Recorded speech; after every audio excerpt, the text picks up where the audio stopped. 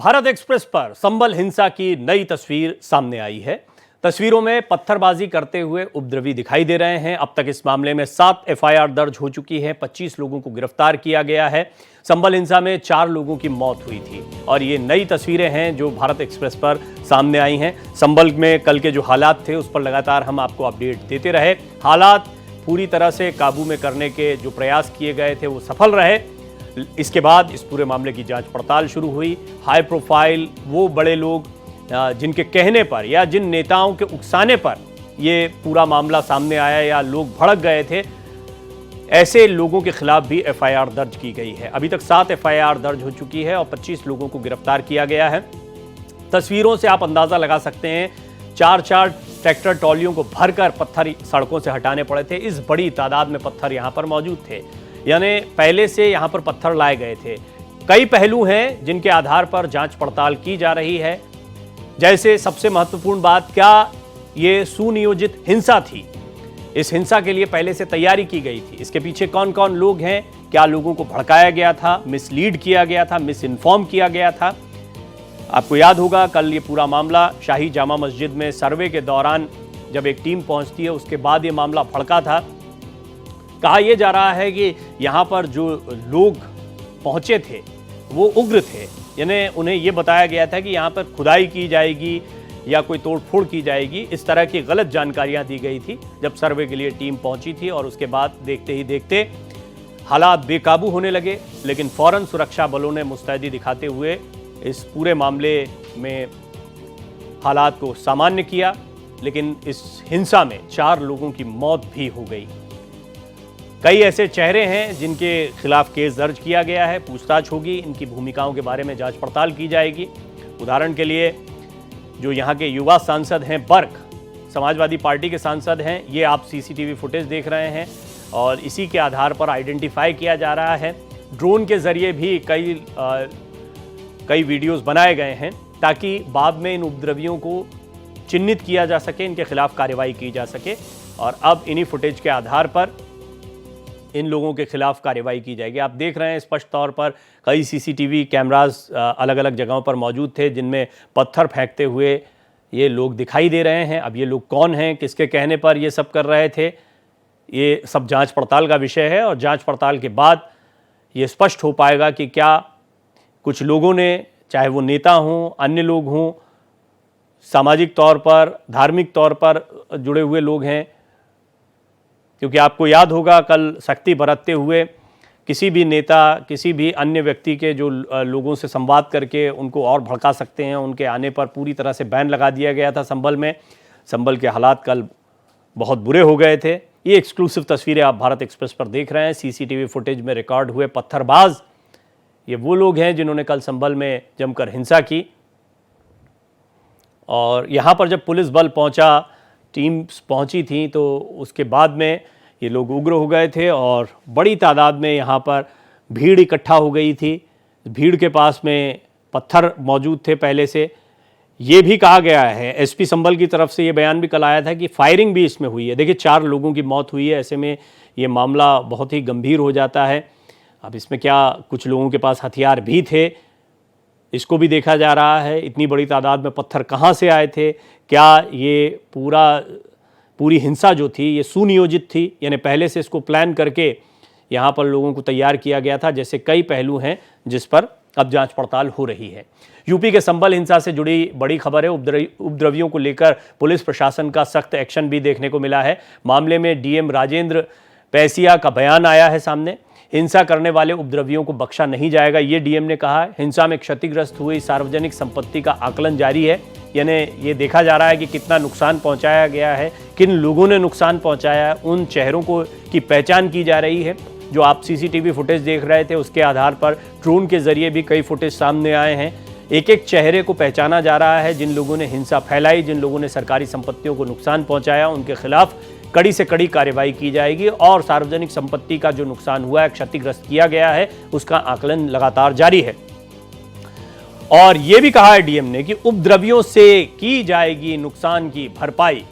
देखिए, हाल के दिनों में उत्तर प्रदेश में कई जगह पर ये देखा गया है कि जब नुकसान करते हैं ऐसे उपद्रवी, तो इसके बाद में इनकी सबसे पहली बड़ी सज़ा तो ये होनी चाहिए जो नुकसान किया गया। जैसे आप देख रहे हैं, कई गाड़ियों को आग के हवाले कर दिया गया, कई सरकारी जगह हैं जहाँ पर तोड़फोड़ की गई है, और तोड़फोड़ की ये तस्वीरें आप देख रहे हैं। बाद में जब यहाँ पर लोग पहुँचे, टीम्स पहुँची, और रास्ते से जब वो इस पूरे पत्थरों को हटा रहे थे तो 4-4 ट्रॉली भरकर पत्थर यहाँ से निकले।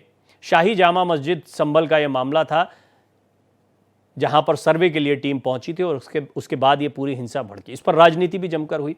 अखिलेश यादव का बयान आया है, लगातार वो इस पर बयान दे रहे हैं। उन्होंने ये कहा है कि हमें संभल जाने से रोका गया, ये अखिलेश यादव का कहना है। हालांकि बैन लगा दिया है, किसी भी नेता के जाने पर यह बैन लगाया गया था ताकि हालात और ख़राब ना हो।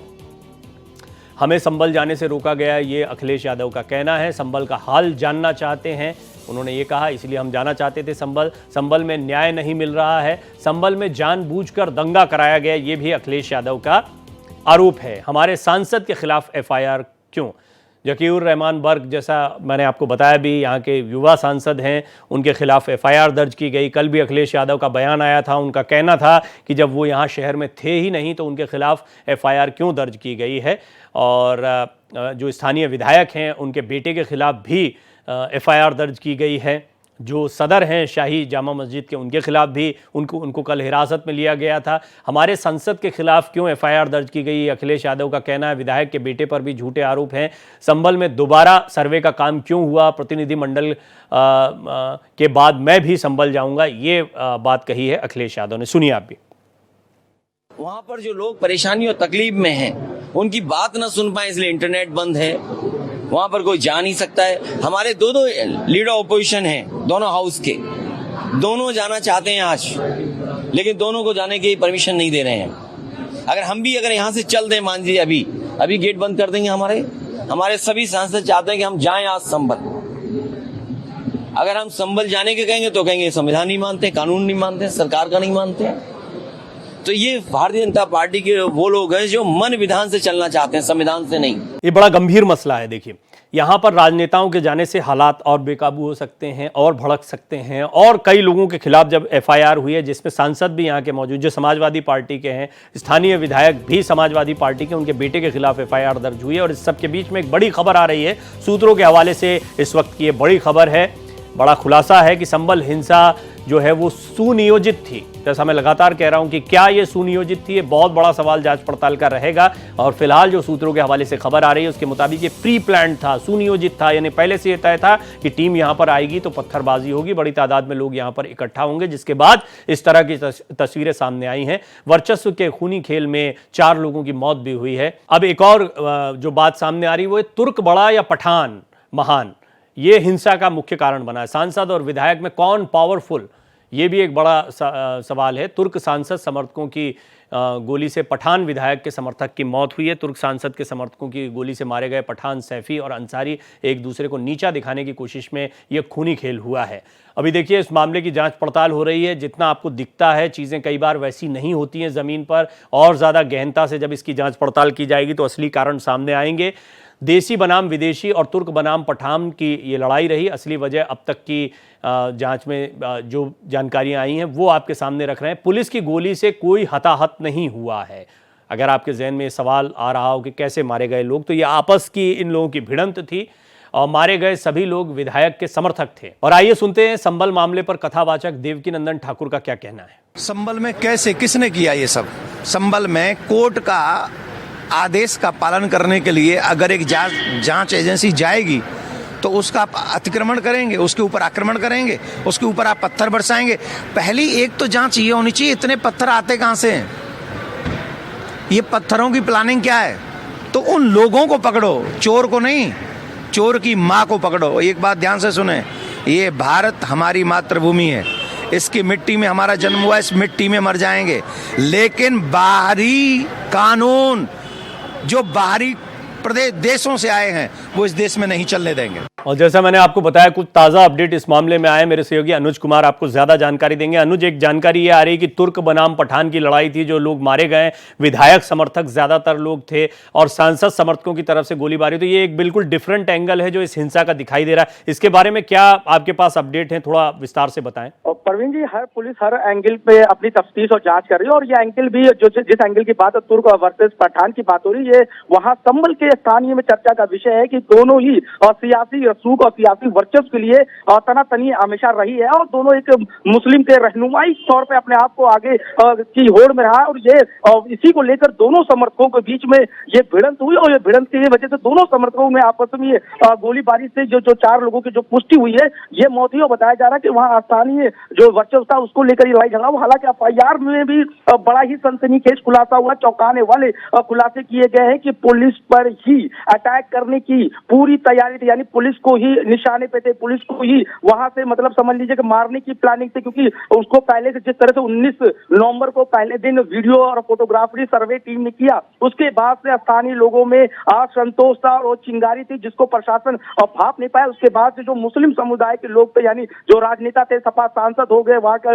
लोकल विधायक इकबाल महमूद हो गए, उन्होंने भड़काऊ भाषण दिया, भीड़ को उकसाया, जिसके बाद से यह हिंसक रूप लिया और उपद्रवियों दंगाइयों ने पुलिस को निशाने पर लिया। पुलिस की पहली बात तो मैगजीन छीनी, यानी पिस्टल की मैगजीन छीनी, वहां के उनके क्या जो आंसू गैस के गोले थे वो कब्जे में लिए गए। जब पुलिस ने जब तितर बितर किया तो पुलिस की सरकारी गाड़ियों को आग के हवाले किया गया। तो ये तमाम जो एफआईआर में है वो चौंकाने वाले खुलासे किए गए। और एफआईआर की सबसे बड़ी परवीन जी बात यह है कि जियाउर रहमान बर्ग को आरोपी नंबर 1, लोकल सांसद सपा के इकबाल महमूद को भी आरोपी बनाया गया, साथ में जफर अली जो कमेटी के वहां के जामा मस्जिद के, उनको भी उसमें आरोपी बनाया गया। तो कुल मिला के सभी एफआईआर में बहुत चौंकाने वाले खुलासे हैं कि पुलिस को ही निशाने पर लिया गया था, यानी समर्थकों की जो भीड़ थी और पहले से ही उकसाने काम किया गया। जफर वहां के जो लोकल सांसद है उनका कहना था मस्जिद सुरक्षित रखनी है या सुरक्षित रहे, ये हमारा कर्तव्य बनता है। इसके बाद से भीड़ अचानक से आई, तितर बितर हुई। हालांकि सबसे पहली दूसरी वजह ये बताया गया, जब मौके पर जब 7 बजे टीम गई सर्वे करने के लिए, तो लोगों को अफवाह फैलाई गई कि हौजी का पानी खाली करवाया जा रहा है। तो लोगों में ये अफवाह फैली कि मंदिर के अंदर खुदाई हो रही है। इसके बाद भीड़ अचानक से आती है, भीड़ में शोर शराबा होता है, ऊपर से फायरिंग की जाती है, अवैध असलहों का प्रयोग किया जाता है। जिस तरह से अभी देखिए देवकी नंदन जी ने बोला कि अचानक से इतने पत्थर आते कहां से हैं, इतने स्टोन्स आते कहां से हैं। और दूसरी बात, जब रिकवरी की गई स्पॉट से, तो एसपी जो संभल थे उनका भी कहना है कि एक अजीब सा हथियार बरामद हुआ। प्रवीण जी, आपने वीडियो में देखा हुआ हथियार बड़ा ही अजीब है, गरीब है दोनों तरफ। अच्छा, मुझे अनुज ये बताएं आप, ये सांसद विधायक का मसला क्या है? इनकी क्या आपस में बनती नहीं? क्योंकि जो नया खुलासा हुआ उसमें तो ऐसा लग रहा है कि इन दोनों के गुट आमने सामने थे, जबकि दोनों समाजवादी पार्टी के वर्चस्व की लड़ाई जैसी। ये थोड़ा एंगल समझाइए, इनकी क्या स्थिति है यहाँ पर? देखिए, तुर्क और जो ये पठान है, ये आज से नहीं, वहां के लोकल लोगों का कहना है कि शुरुआती दौर से राजनीतिक लाभ लेने के लिए कि कौन मुस्लिम का बड़ा रहनुमा है, कौन मुस्लिम का बड़ा हितैषी है, और उसी चीज को प्रूव करने के चक्कर में आए दिन वहां पे इस चीजों को लड़ाई झगड़े का एंगल देखा जाता है, और आए दिन ये चीजें हुआ। दूसरी और एक खबर ये भी, जब से ये दास साबरमती रिपोर्ट आई है, जिस तरह से मुस्लिम नुमाइंदों का नाम आया जिसने राजनीतिक लाभ लिए, तो एक राजनीतिक लाभ लेने के लिए और सियासी कद को बड़ा करने के लिए इस तरह की सोची समझी एक साजिश थी, जिसको ये अंजाम देगा कि 19 तारीख के बाद से ही ये प्लान किया गया था। अचानक से कोई भी 15 से 20 ट्रॉली नहीं आई, अचानक से पत्थरे नहीं आए, अचानक से ये अवैध हथियार नहीं आए, अचानक से ये जो वहां पे हथियार धारदार पाए गए वो अचानक से नहीं आए। कुल प्लान था कि किसी ना किसी को बढ़ के ये दिखाना होगा कि मैं राजनीतिक लाभ के लिए फायदेमंद हूँ। पर ये तुर्क और पठान की जो लड़ाई है, इस पे एंगल पर पुलिस जांच करे। हालांकि इसका संबल में जो ये हिंसा है, क्या ये इसका भी कारण है कि नहीं, हालांकि ये चर्चाओं का बाजार अभी घर में सियासी गलियारों में इस बात का भी चर्चा है कि दोनों लोग अपने आप को बड़ा कौन है छोटा कौन करने के चक्कर में दो समर्थकों आपस में भिड़े, जिसका खामियाजा ये था कि आज संबल जो है खबरों में बना हुआ है। एक ये नेता जाना चाहते हैं, अखिलेश यादव बड़ी नाराजगी जता रहे हैं कि मुझे रोक दिया गया, मेरा प्रतिनिधिमंडल जाएगा पहले। तो इस विषय में कुछ प्रशासनिक अधिकारियों से आप लोगों की बातचीत हुई हो, कोई अपडेट आया हो कि कब तक ये बैन हट जाएंगे यहाँ पर, चाहे इंटरनेट सेवा को बहाल करना हो, नेताओं का जाना हो, ये स्थितियां कब तक सामान्य हो जाएंगी? अभी फिलहाल देखिए इम्पोस्ट 163 सेक्शन वहां पे लगाया गया है, जिससे कि वहां पे कोई भी भीड़ एकत्र नहीं। और दूसरी ओर प्रशासन की ओर से 30 नवंबर तक कोई भी बाहरी व्यक्ति, संगठन, जनप्रतिनिधि दाखिल नहीं हो सकता, वर्जित किया गया। इसीलिए एहतियातन कोई भी वहां पहुंचने की स्थिति और बिगड़े नहीं, क्योंकि देखिए स्थिति को काबू करना, नियंत्रण करना, क्योंकि ये बड़ी ही सेंसिटिव चीज है, बड़ी ही मतलब इस मुद्दे को लेकर शीतकालीन सत्र यानी सोमवार को भी हंगामेदार रहा, बवाल की स्थिति भी रही। तो इसको देखते हुए एहतियातन तौर पर 30 नंबर तक फिलहाल किसी को भी जाने की अनुज, कल सदर जामा मस्जिद को हिरासत में लिया गया था।